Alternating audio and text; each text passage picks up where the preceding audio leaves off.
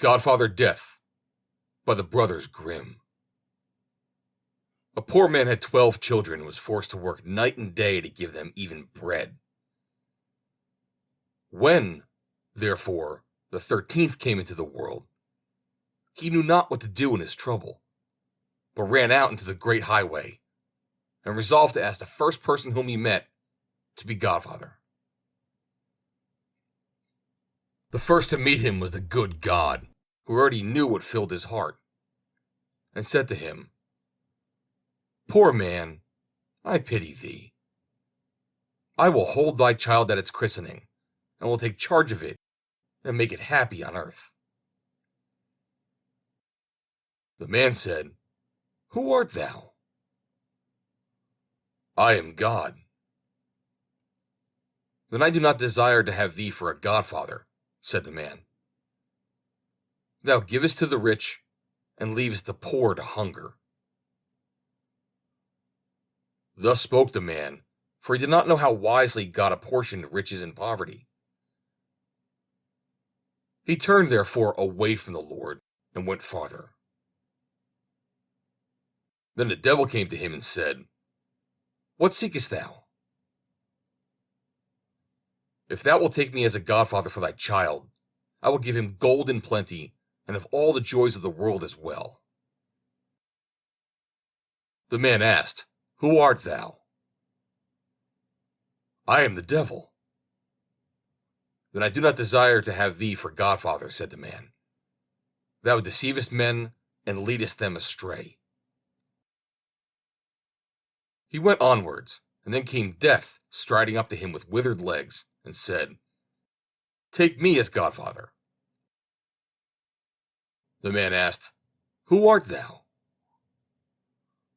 "I am Death, and I make all equal." Then said the man, "Thou art the right one. Thou takest the rich as well as the poor, without distinction. Thou shalt be godfather." Death answered, "I will make thy child rich and famous, for he who has me for a friend can lack nothing." The man said, "Next Sunday is the christening. Be there at the right time." Death appeared as he had promised, and stood godfather quite in the usual way. When the boy had grown up, his godfather one day appeared and bade him go with him. He led him forth into a forest and showed him an herb which grew there, and said, "Now shalt thou receive thy godfather's present. I make thee a celebrated physician. When thou art called to a patient, I will always appear to thee. If I stand by the head of the sick man, thou mayest say with confidence that thou wilt make him well again. And if thou givest him of this herb, he will recover.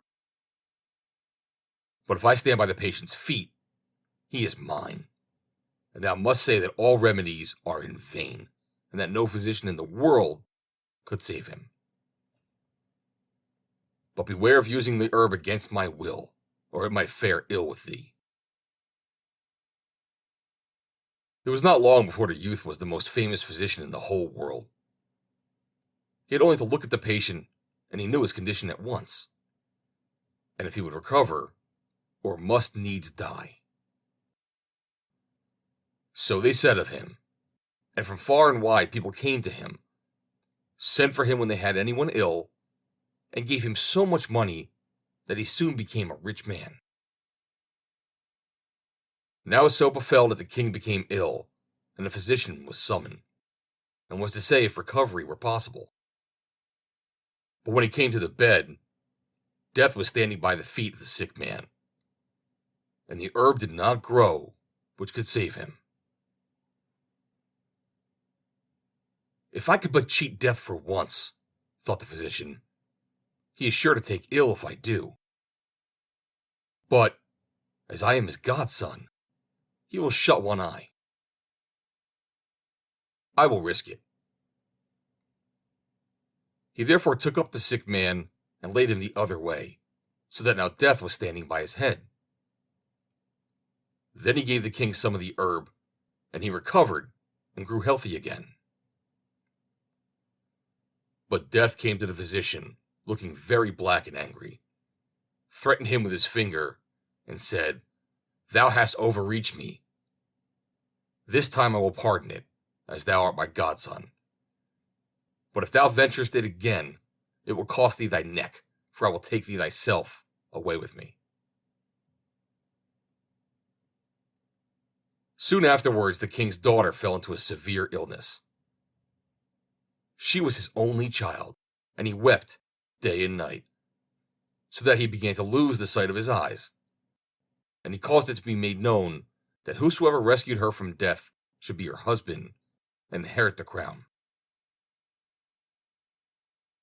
When the physician came to the sick girl's bed, he saw Death by her feet. He ought to have remembered the warning given by his godfather, but he was so infatuated by the great beauty of the king's daughter and the happiness of becoming her husband that he flung all thoughts to the winds. He did not see that Death was casting angry glances on him, that he was raising his hand in the air and threatening him with his withered fist. He raised up the sick girl and placed her head where her feet had lain. Then he gave her some of the herb, and instantly her cheeks flushed red, and life stirred afresh in her. When Death saw that for a second time he was defrauded of his own property, he walked up to the physician with long strides and said, "All is over with thee, and now the lot falls on thee," and seized him so firmly with his ice-cold hand that he could not resist, and led him to a cave below the earth.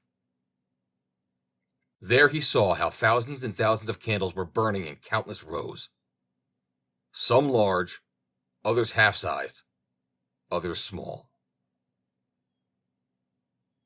Every instant some were extinguished, and others again burnt up, so that the flames seemed to leap hither and thither in perpetual change.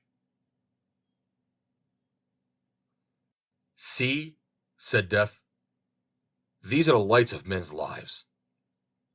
The large ones belong to children, the half-sized ones to married people in their prime, the little ones belong to old people. But children and young folk likewise have often only a tiny candle." "Show me the light of my life," said the physician, and he thought it would be still very tall. Death pointed to a little end, which was just threatening to go out, and said, "Behold, it is there." "Ah, dear godfather," said the horrified physician, "light a new one for me. Do it for love of me, that I may enjoy my life, be king, and the husband to the king's beautiful daughter." "I cannot," answered Death. "One must go out before a new one is lighted." "Then place the old one on a new one, that it will go on burning at once when the old one has come to an end," pleaded the physician. Death behaved as if he were going to fulfill his wish, and took hold of a tall new candle. But as he desired to revenge himself, he purposely made a mistake in fixing it, and a little piece fell down and was extinguished. Immediately the physician fell on the ground, and now he himself was in the hands of Death. The end. Read by Joe DeNoia, Somerset, New Jersey. May 1st, 2020.